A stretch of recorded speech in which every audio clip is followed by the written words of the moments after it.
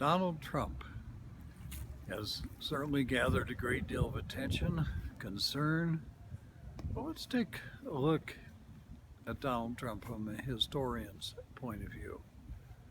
Uh, First thing is that going into this, he already had well established name recognition and, uh, and of being an eccentric and of being willing to say on television, "You're fired," to someone.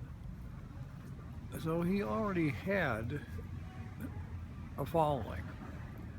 He also is beholden to no one. He's independently wealthy. So he can say pretty much whatever he wants to. He really has nothing to lose.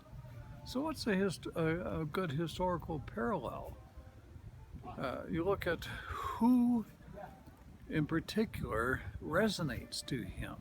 And the demographics are interesting.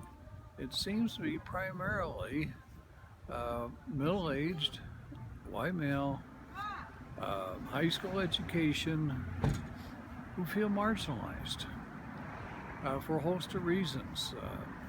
The wages have flatlined at their level.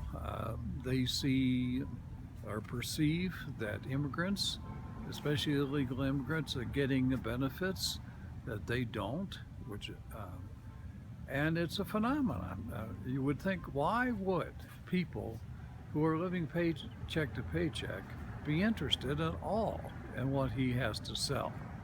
Well, we've been there before. The name that comes to my mind would be Huey Long from the 1930s, where he was able to play upon those fears, play upon the concerns. This is after all the Great Depression.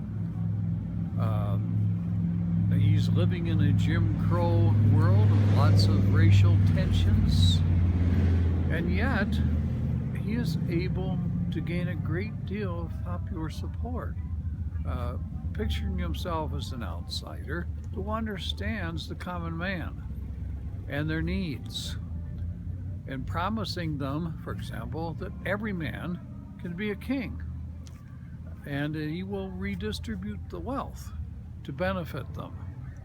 He will do, the great legend is, things like a public works project of building a bridge from nowhere to nowhere. In other words, he was willing to do anything to gain their support, gain their power, and to be a demagogue, to play upon their fears, their emotions, and he was very successful at it. Had he not been assassinated, Roosevelt was quite worried about him and saw him as a serious potential threat for the Democratic nomination in 1936. So we have been there before. Now, certainly wouldn't want to wish assassination on Donald Trump, but there are parallels here, and they're worth paying attention to try and help understand. We've been there before. Joe McCarthy in the 1950s played upon the fear of communism. Father O'Coughlin was another person who was able to populist, right-wing, anti-Semite fears. So Donald Trump is all that and more, with the ability to say outrageous things and yet gain more support by doing so, because somehow this demographic feels like he can say what they wish they could say.